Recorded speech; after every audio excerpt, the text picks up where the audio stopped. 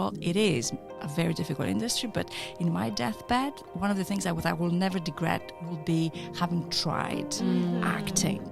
I think you owe that to yourself. Yeah. If you can live without acting, you're better. But if you can't. Hi, everybody. We are back. This is Cinematography for Actors podcast. It's Alex Wright and Monica McCarthy. Thank goodness they're here again. We're doing special episodes while we're here in London. Today, we have with us Dr. Evi Stamatiou is here. She is one of Alex's guests. Alex, would you like to give us an intro of Evi? Sure. Okay. So Evi and I were put in contact by my former professor at USC, Dr. Sharon Carnegie, who is an amazing academic, and her focus is really on Stanislavski and his work and his methodology. And I had a little lunch date with Dr. Carnegie at Huntington Gardens in Los Angeles. Wow. And she mentioned Evi and Evi's work. And I was like, she was like, oh, and she's based in the UK. And I was like, we're going there. I want to meet her. I want to hear all about her work. So Evi has studied at Central, and now she's a lecturer, and she's clearly a doctor in what she teaches and what she studies. And do you want to tell us about the book that you're currently working on or starting to work on? With Sharon? With Sharon, yeah. Yes, it's going to be part of the Stanislavski End series. And the particular one is about Stanislavski and actor training for the screen. Wow. Because we want to focus on, other practices that have been used or can be used from Stanislavski. Love that. How did you get involved in acting and in teaching? Let's just start from the very beginning, shall we? Yeah, well, I am from Greece, so born and raised in Ioannina, which is kind of an isolated city. There were many opportunities for acting, but as a good middle-class kid, I got education in music and dance, and I watched a lot of theatre and read many books. So at some point, I was very lucky. I would never think or dream to ever say, I want to be an actor to my parents, ever, ever. I mean, in my hometown, the options are you can be a doctor, a usual one, or no, my kind of medical doctor, or an architect or a lawyer, and that's it, really. All the rest is too, out of the mainstream, if you like. So I was lucky because I got into a nursing degree in Athens. That was the only city that had a university for nursing. And that brought me to the theatre scene in Athens, which is huge. There are more than 200 theatres. I mean, for the population of Athens, it's impressive. So I just started watching theatre and loving it as an audience member. And then suddenly, 2 years later, that my dad died unexpectedly. And I was trying to find ways to cope with the loss. And it was just this, desire to explore acting. So I remember I told my mom, I just want to go to drama school. And she said, okay, as long as you do it alongside your nursing degree. So it has to be a yes and. Yeah. So that was when the multitasking started. Yeah. So I was doing both at the same time. You and Chekhov, medical. Oh, there you go. Okay, so true. there we go. Yeah, there are many people actually from the medical profession. I think there's some affinity that I'm fighting. That has to do with empathy, compassion, getting into the shoes of people and being interested in people. Characters being different people other than you, with other different life stories. And then through that journey, I never thought that I'm going to really be an actor. So, and then I had another life event that was quite traumatic. So the year after my dad died, my boyfriend and I had a car accident. He was driving and he died. And I was seriously injured. That's impacted my confidence in terms of whether I thought I could be into that career. But I still kept up with it. So I graduated from drama school. I graduated from a nursing degree. I went, worked at the hospital. In ICU, oncology, so I worked for 2 years. But at the same time, I was pursuing acting. And 5 years down the line, I had so much acting work that I had to make a choice. Wow. And I chose acting. Good choice. Good choice. I would choose it again. And that's what I'm telling when students come to my course to apply, and they're like, but what about employability and the actors, the difficult industry? And I say, well, it is a very difficult industry, but in my deathbed, one of the things I will never regret will be having tried acting. I think you owe that to yourself. Yeah. If you can live without acting, you're better. But if you can't, so this is how it started, and I was doing really well actually. In Greece, again, it has to do with industry there. Screen work was very limited, and I was doing quite well in theatre. So whenever there were castings, and they were calling me for castings for screen roles, I would be touring somewhere with a company, or I had rehearsals for a show. So I didn't really get engaged with screen acting there. And moved to London when the crisis started in Greece. It was May 2010. By that time, I was also finishing a theatre studies degree because I was very curious. I wanted to read more, learn more.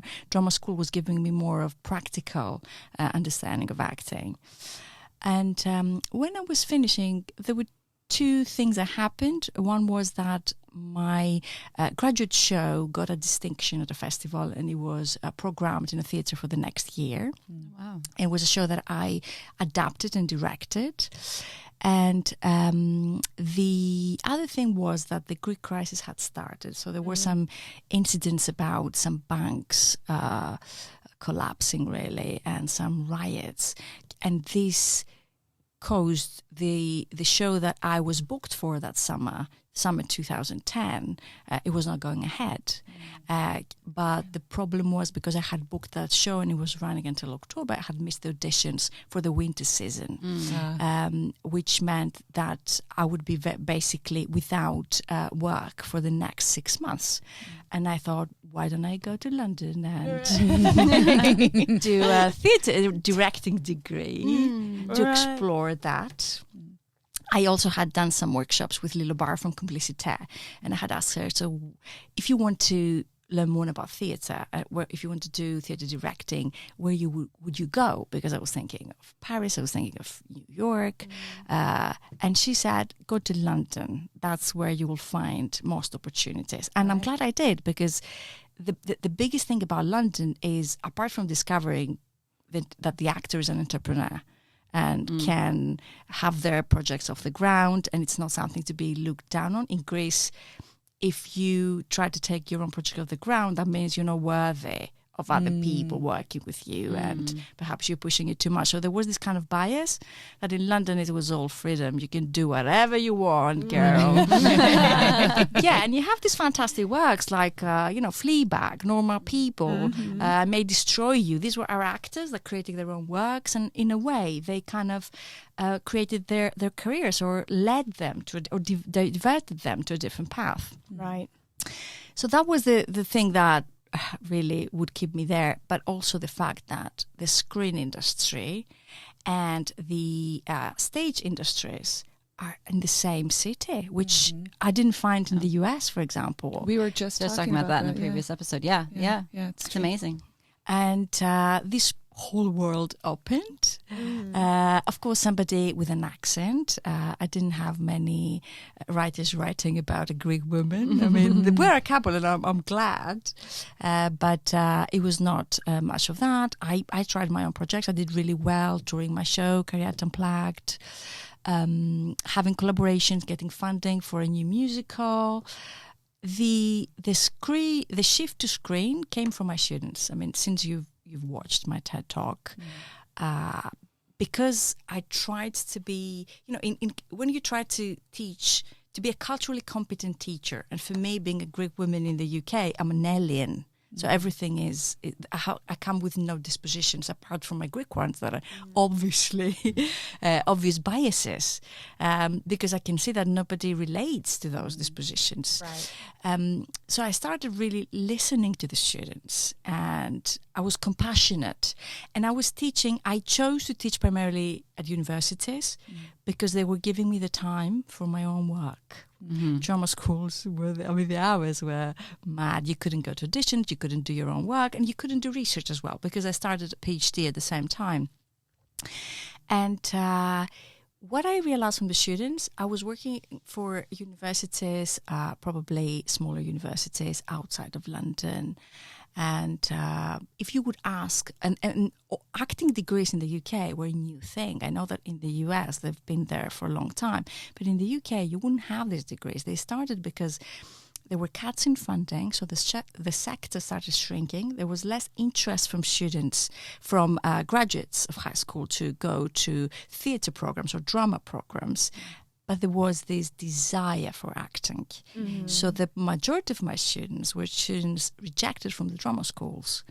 And they were in these courses, and most of the personnel, because they were people with permanent jobs, were people from theatre, drama backgrounds and little knowledge of acting. So they started working with this idea of, the actor is all these things. And of course, the actor is all these things, but is also an actor, with amazing skill sets and the dreams, really. So I started working off their dreams. They wanted to be actors. And in this environment of those universities, there was no time for the intense movement and voice training you need for the stage, for Shakespeare. And imagine my students were the people who rejected. Right. And usually because of that. They needed that training, yeah. So I thought, okay, but screen acting does not rely on that. Screen acting is about, can you behave in front of camera? Can you be interesting enough? Can you be vulnerable enough? So I shifted towards that. Also in the industry, you could see that most of my non-mainstream friends, including myself, I had more opportunities for screen rather than stage. Because my accent was not so much of a barrier, or my different kind of training. They were looking for real people. Right. So the streaming kind of explosion, castings were looking for real people. Right. And their expressive means, they didn't go through a processing of a drama school regime, which of course is fantastic, and the legacy of British theatre is inarguable. But there was there was space in the market. And I remember the first time that I had an agent seeing my students in a mock audition, but basically it was also about, can you please represent my students? Right.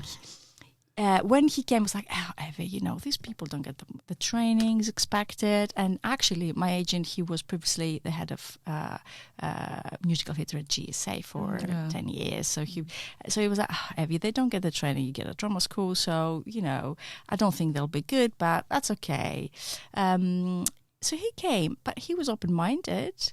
And after seeing the students, he said, well, you know what? They have something to offer. And he was the first agent that offered some of my students from a university degree representation.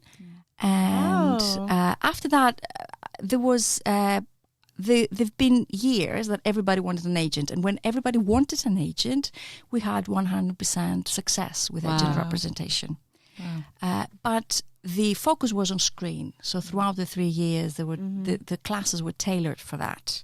And the production values were put on showreels rather than staged performances. Right. So the money was used towards that. Yeah. And it paid off because the fabulous drama schools still go by, what they've known best for all these years. Right. So they will put the money in to stage full productions with the students and invite the agents. But when it comes to screen representation on the spotlight, there'll be a self-tape that the student created themselves. Yeah, that's such a good point. Yeah. Right. Yeah. So that was... Can I ask a technical question about that? So my understanding is that if you go to one of the 12 accredited drama schools here, you automatically join equity here, which is the Actors Union, which I'm still trying to understand the difference. I know it is different from the States because we have actually Actors Equity for stage and SAG for screen, and it is a bit different. My understanding is if you go to one of the drama schools, you automatically get to join equity. How does that, does that matter for auditioning for screen here? Is that something that, they also get when they graduate from a university versus a drama school? Yeah, well, equity is very open-minded in this country. So the way it works with Spotlight, the people from the drama schools, they can get on the graduate Spotlight. So it's a particular, it costs a bit less, but if you think about it, you have to join in November. So it costs less, but by the time you get to March, for example, you have paid as much money as the full membership. My course, and it has to do with, the contact hours, the kind of materials you produce. My course qualified for equity, but the full membership, not the student membership, that was the difference. So it was costing a bit more for the student, but they could join Spotlight around March. The full membership again, costing a bit more, but the same thing for agents. So they were going on the Spotlight profile, and the difference they would see, of course, they would see if somebody is trained at RADA or trained at this university or the other university, but then they would see the showreel of the student, and they would make their own judgments. What is interesting is that I've got students that have done really well. For example, I have a student that did a series on ITV, Netflix, BBC Films, but he's still using on his Spotlight profile those showreels were filmed together 5 years ago, because those showreels is something that he selected. It was the stuff he wanted for himself to be performing for the rest of his life. They were tailored for him. So there are still snippets from the professional works, and that I think the industry is open-minded at the moment, and it's a good opportunity for that. I want to quickly clarify, because we're international, Spotlight is an online breakdown service, very similar to Actors Access. I wanted to ask you, technically in your course, because we're focused on cinematography for actors and actors who have some technical skill, what sort of things are you focusing on in your course that you may not be, because it's for film, that you may not be getting from other theater programs? That's a very good question. Actually, all of that is very important, and I've looked at your website and the workshops that you do, and they look fantastic. All of that is so important for actors to understand. Whenever I get a let's say a camera assistant, I might have more flexibility to work with those things. But the way that I work day to day is with a live feed. Okay. And really, in the first year of training, students usually have focused on acting for stage. My favorite practitioner is Uda Hagen. Love Uda. I love her. And there's a documentary about how she works in her class. And I love her for the same reason I love Sharon Carnegie, which is they talk to actors as actors. They don't talk to the actors about the script, what the character is, what the script means, what the playwright meant. They talk to the actors about what they do, about their physical score, about their body, their voice, and their imagination. And so I feel her work can be adapted both for stage and screen. So I wouldn't say it's for one or the other. And it utilizes the expressive means of the actor. So there's no particular focus on movement or voice. So this would be the fundamentals. And throughout that process, I think what's the most important thing, and I invite the students straight away to think about it, is what are their acting strengths and where do they want to go in this career? And because I've made this observation. So I have two favorite actors, and they are Helen Mirren and Viola Davis. I love them, and I follow their careers. Yeah. And what I've noticed is that, so Helen Mirren got the Oscar for The Queen, and she didn't have any training, but she was seen by the Royal Shakespeare Company performing Cleopatra with the National Youth Theatre. And because of her performance as Cleopatra, she was recruited with the company and she learned on the job. 40 years later, she gets the Oscar for a similar type of role. Right. For a queen, right? Now, with Viola Davis, she if you haven't listened to her autobiography, please do. It's such a present. I loved her autobiography, and it's narrated by her. It's been awarded. It's a fantastic story. And she talks that when she went to Juilliard to audition, she was fast-tracked. She had to go for recalls, because what they told her is, you need technique, but the kind of emotionality and connection you have to your emotion, it's rare. And that's how they accepted her. Decades later, you see Fences, and that scene I used in class, that she cries and her tears and the snot goes down, and how she delivers such a powerful performance on screen that is so dramatic but still truthful. And I'm thinking that there is something about the strength of those two actors that gave them those awards and those outstanding performances. Because maybe if they were the other way around, maybe if Viola Davis were performing the Queen and Helen Mirren was performing an emotional role, maybe they wouldn't accept. I mean, we'd never know. But to me, that meant something. So, and I see that with the students. So the kind of process we go for is that there's no right casting type for you. We're going, the right role has not been written for you yet. But in trying all these different characters and all these different scripts throughout the class, but at the same time, it's about, working with your emotional memory, your substitution, your sense memory, all those elements, things that Uta Hagen talks about. You get to recognize what moves you. What means to you. So it's immediately that first year, it's about the process. And then in the second year that we start with screen acting, it is about the technicalities of it, the eyeline. It's about transferring your acting from the stage to the screen. So thinking of the subtleties, how do you speak to the mic, projecting to your collar instead of projecting to an audience. Did you say projecting to your collar? Yeah. Incredible. Yeah. That's as far as it needs to go. Or maybe like a foot above you. Okay, sometimes I say, use your sexy voice. What you say? And then I invite them at the same time. I invite them to keep watching stuff and what do actors do. Because... And it's very interesting how actors will go to their sexy voice so often. You see that a lot. We observe each other a lot. So there's a lot of improvisation. I primarily use script work, but there's also improvisation to learn how to behave on stage, to think about continuity. And it's the subtle things that we observe of each other. So it's about what worked, what didn't work. And when we talk about what worked, the person who performed becomes aware.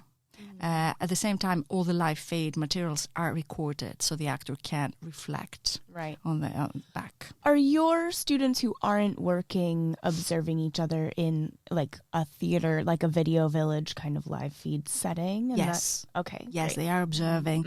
And they are recognized. That's why I love the documentary for the Hagen, because it gives them that this is like a traditional scene study class. And I found a lot of resistance in drama schools because the students don't have the time.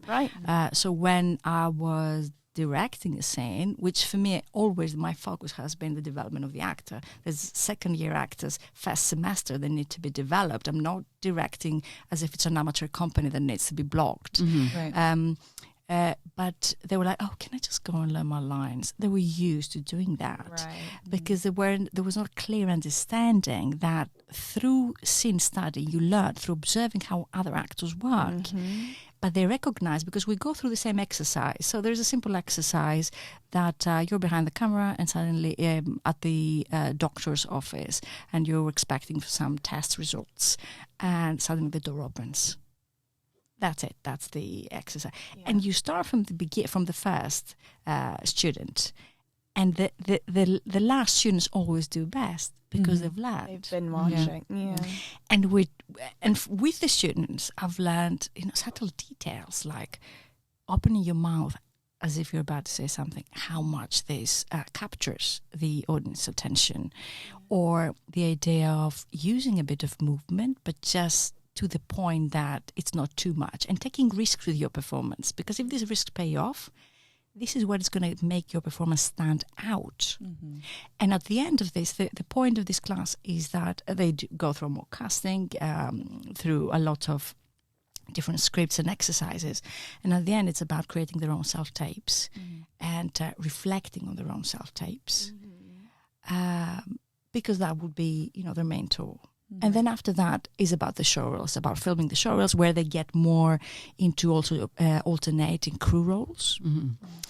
But again, it's about making the right choice for themselves of screen plays. Are they directing each other, or are you directing? This is Okay. I direct, and I have professional cinematographers. You see, this is for me the bias against screen acting, because you'll see, when drama schools want, or universities, they want to produce shows, they will hire professional directors, professional designers. And then when it comes to filming, they're like, oh, okay, you can film each other. I'm thinking, the lighting, what is working out of this? Yeah, that's so smart. So true. But that's why my students get agents. So I hope nobody else starts doing that. Mic drop. Okay. So true. I'd love to tie this into, because you have a TEDx talk about connection, and in it you make the distinction about taste, and I love this. I don't know if you. There's an Ira Glass video about taste that's so amazing, and it's really talking about that. Of course, when you're just starting something, you're not gonna know how to make it what you want, but that it's really understanding that it's your taste that makes you not satisfied with where it is now, that gets you to where you want to be. And so I was just sort of what you're talking about is really interesting, because it's like you have this intrinsic. You have the taste to know, like, this is what's missing, right, between these students' videos coming out of this and what the students going to drama school were getting. And so it's really elevating that, which then enables them to compete at a higher level, because the people viewing it, the agents, the gatekeepers, whatever, work at this higher taste level, right, because they're working at a professional level. So it's really elevating that. I love that. I think that's just like so powerful. Can you talk about where the idea sort of for that talk came from? This need for connection, and I don't know. I wasn't expecting it to go in the direction then of taste, which I thought was really cool. Well, it came from me when I started teaching British students, and because the acting world, especially in London, because you have so many professionals, they're always looking for the occasional teaching gig. So working in London was a bit difficult for me in the beginning, being a foreigner. And honestly, it's not that I'm trying to sugarcoat it for myself, but how many Greek women do you know in the British industry that is Greek, like Greek, not second generation, or nobody, zero. There's no name of an actor, no name of a director. Just My Big Fat Greek Wedding. But she's American. That's the thing. Oh. She's got Greek origin. She's just so good. She's fantastic, but she's American. She doesn't have my accent. If I had her accent, that would be a different story. So I started working outside of London, and the students I was getting were from very different backgrounds. Often first generation from a family going to university. And they had a different life experience than what I had growing up as a middle-class child. Even in Greece, there were the means for me to be exposed to certain types of art.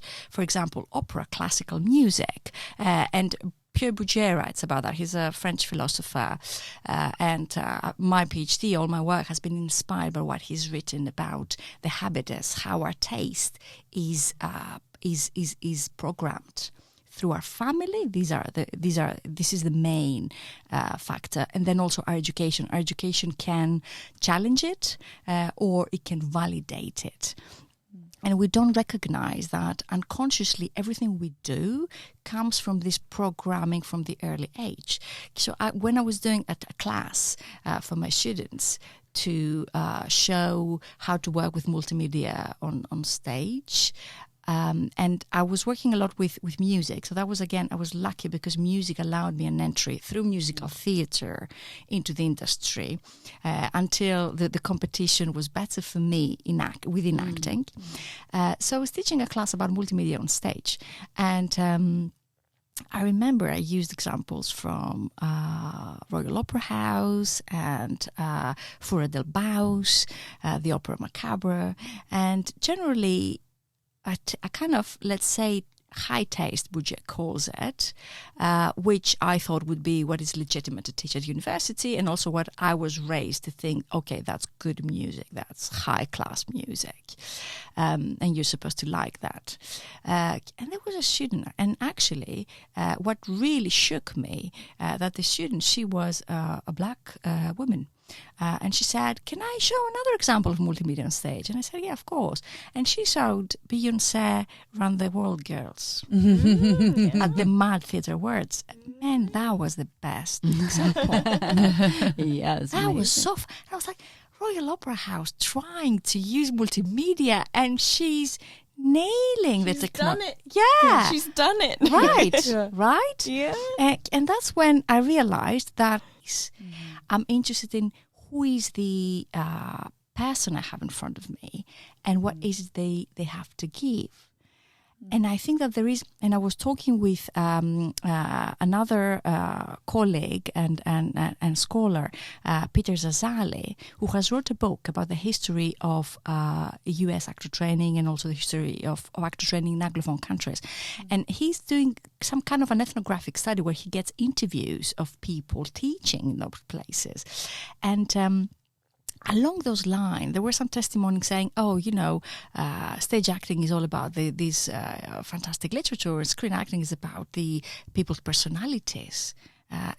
So it becomes the star system, so it's more connected. So I saw a little bit of bias, and I thought, why isn't the personality of a girl from the south of England more valuable than a character of Irina from Czechia, which I love, who I love as a character. But why give more value to that? So I started appreciating and valuing the everyday experience of each of my students, which is not my experience, but that's where the industry goes. That's the work in progress. And it's a better employability ticket, actually. People to count on who they are rather than what could be the understanding of somebody's, perfect articulation or kind of movement you're expected to have for stage. Well, that's where the best scripts, I think, are.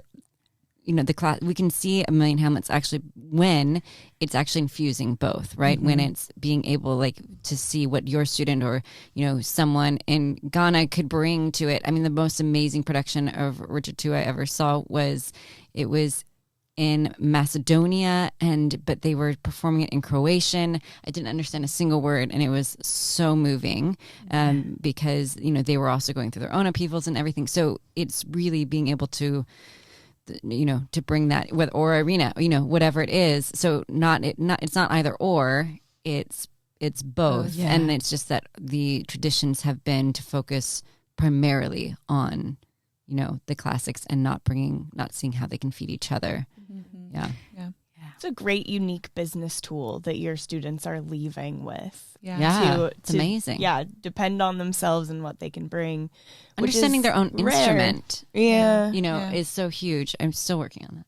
And I love too this idea of, and it's so important, and I stress this all the time to my students, there are as many different techniques as there are people in this world, and you're never going to have, I am only just this one method. That's so rare. Even people who say that, when you really dig deep, you find that they're appropriating it in the way that works best for them. And that's so important, I think, because we have to remember that we're artists and we're bringing with us our entire background whenever we're creating. And also knowing that I'm a big believer in that what we're using can be fluid depending upon the story and the character and the part, that we're not always, it's not a formula. It's never going to be a formula. So I love that you're exposing them to a wide variety of techniques and then letting them kind of build their own, because that's what I try to do with my students, and it gives so much there can be so much more just like ownership and confidence that that whatever is fulfilling them in that moment is worthy and worthwhile. Yeah. And also helping them to liberate themselves from scripts. So the screen class, one of the main reasons why we start with improvisations without any lines, is because it's fascinating for them to discover that they're watchable. Everybody's watchable. And human beings are charming. They're vulnerable. There is something about them. And slowly realizing that the best acting is not when you speak. It's when you reflect, when you transition, when you respond in non-verbal ways. And thinking of directors like Wong Kar-wai, for example, one of my favorite films is 2046, which has a lot of overlapping stories, but there's Zhang Ziyi, and she performs this fantastic character that never existed. It was just a script. It was just a scenario. It was not a scripted character. And there are a lot of directors, especially British directors coming from social realism, but not only. A lot of directors work in this way, perhaps a bit more in the indie, not in the mainstream world. But that type of acting really gives agency to the actor, and it's about the human being. Yeah. Making decisions and just charming people. I call that your line, my line, acting, where it's like you can tell, like when I coach someone, I'm like, you're just going your line, my line. Like there's no living and reacting and transitioning and breathing in between. It's not your line, my line. It's our line, our line, our line. It's like we're all in it together, you know? One of the things that an actor could do for life, to keep looking for what is their best acting or what moves them, I think it's reading novels, because the novels get you exactly into the shoes of a character. Yes. And by reading different kinds of, you kind of see what moves you. You get to imagine a lot. I think it's good for the imagination, because as actors, we think that we need to know all the at least me being in drama school and during my stage career, I was like, okay, I have to read everything. So I was going even to scene study class. I knew all the plays people were working on. There was no way I wouldn't. But when you read a script, it's technical in a way. It's not. It doesn't take you anywhere. Whereas and I feel that in the screen acting, that's the idea. You're conscious. You know what you're doing. You never lose yourself, but you're also taken somewhere, and that will come through your eyes. That will come that there is something else in your imagination, something. Yeah, it's funny. I used to tell my students the difference between a novel and a script is like with the novel we get like the whole body, and all the flesh and bone and muscles and sinews, and then with the script we just get the bones. And so often as actors, because we just get the bones, we kind of approach it as just the bones, where it's like you need to fill it in as if it's a novel. You just get to fill in that, Alex. Yeah, I love it. Take it. But that, I also love novels for that reason too. And it's like, oh my God, how lucky are we when we get to do a script that was adapted from a novel, so that you can go that, but have that full muscle there to read. But even if you don't, you have to create that. So the final step. Yeah, like the bones are left there so that the vision can be incorporated. Yeah. But I think sometimes as actors we forget that we have say in that too. Yeah. I think a lot of that say in the ideal world that we're trying to create is in the collaboration and the communication between the writers, the directors, the DPs, the actors. If there can be a way for an actor to join in earlier with those bones and be kind of introduced to the meat of the body that they're trying to create, actors would feel a little bit more confident with that. In your real shooting process, is there time for that, for the actor to kind of connect with you as a director, the DP you bring in, and see what kind of picture you're trying to make? I've been lucky to have the role of course leader the last 7 years, which is great because I made sure I have this relationship with the student, which is about I understand what kind of actor they are, what is best for them, what works for them, what relaxes them. Right. And then there is the idea, as usually on set, that we only talk to, the director and the cinematographer, just communicate with the actors, and everybody else has to speak with the first AD and see whether we need to think about anything else.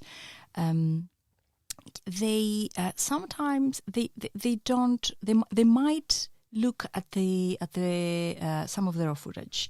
They might look at that while the scene is in progress. Right. Look back and just see what they think, whether they like what they were doing, whether they think, or maybe even to give some sort of an idea of why don't you try it like this next time. But because imagine that, and again, it depends how much time you have. And some of the students are more curious than others. There are some students that, and you'll see them, they'll come, they keep asking questions, the cinematographer. And when they rotate the roles, they go through all the camera crew roles. So for one film, they might, for one scene, they might be AD. For the other scene, they will be camera assistant. And these are opportunities to keep asking the questions. And there is time for all that. Right. And it seems like the idea of an actor being comfortable, community building aspect, and the actor feeling comfortable with the people that they're around and knowing the people they're on set with comes inherent in this process. Yes. And knowing where they want to go with their career. And bringing the material that so I remember, for example, I had two students from, they were both from Black and global majority backgrounds, and they chose a scene that was about knife crime. And I said, okay, guys, and they were good with stage fight, so that was combat, dramatic combat was part of it. I said, okay, is this what you want to perform? Have you thought that you might be performing stereotypes about men from Black and global majority backgrounds being violent? And they thought about it, and we were in class, and they said, you know what, this writer comes from a background that we identify with, and also this is the kind of roles we're thinking to perform. We want to be in stage combat, we want this type, and at the end of the day, the short film was about resolving knife crime. And the student has been in both series of The Gangs of London. So it was about him. They have agency. They make all the decisions. And again, it's part of culturally competent teaching. You just let the students take lead on this. And same during the filming, they lead. If they say, "Oh, can we do another take? I didn't feel good. Can we start again?" Yes. It's all about them. They are the focus of the kind of acting training they get. It's about them showing their best acting, finding what that could be. What a gift too, because we always talk about how, we're in LA, lots of TV and film there, and first time people book something, the excitement of booking and then the immediate dread of what do I do when I'm on set and who are all these people? And, now that they've had that experience, and also they know what that person over there does because they did that job once, that's such a gift, because then they can be on set and probably breathe a little deeper and easier. Yeah, but you know what, Alex? That reminds me of another issue that has to do with women always in this industry. And so a friend and colleague, Julie Bush-Bailey, and she was a child actor. And we were discussing, and she was telling me, Evie, you can't be a good actor when you're a woman, because how much work do you get? How often are you behind the camera? Right. Because if you're not taking jobs often, and you take, get one gig a year, and you perform in a series that people are regulars, how well are you going to perform? This you can't do the kind of best somebody who is a regular in a series for 8 years can do. Because you're not getting that practice. Exactly. So for women, it's so much more difficult to feel comfortable, and as you grow older, you're thinking, okay, how many things have I done? Because the older I get, the more expectations are about my acting, because I'm supposed to be a more mature artist, a more whole artist, and then you go people my age getting the Oscars for the big roles, but still, how many gigs have I got in my career? And will that reflect really my ability or Yeah. just the opportunities that I had. Yeah. You know, it's funny you say that because we were just talking about last night. We had the an event for cinematography for actors, and we did a little Q&A panel before, and everyone on that Q&A panel was a woman, and it was so cool to just look down the line and a female DP and Indian Hay and us, and it was like, this is awesome, like, because you don't normally see that. Well, and my argument was always that what drove me crazy was like, growing up, if a dude could like speak, they were like, please be in our show. Like, Right. like we just need somebody to play Reverend Hale or whatever. Like, and I mean, our Reverend Hale was great in high school. Shout out Kristen Belzer.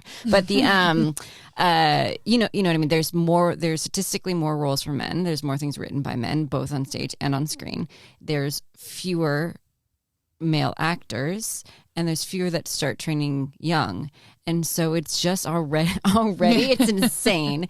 And then there's all of ageism and all of these things that we know about women, and so it's exciting because the more that we can get behind the camera, I think the more that will reflect. I just seen Sarah Polley's Women Talking. I'm just thinking about that.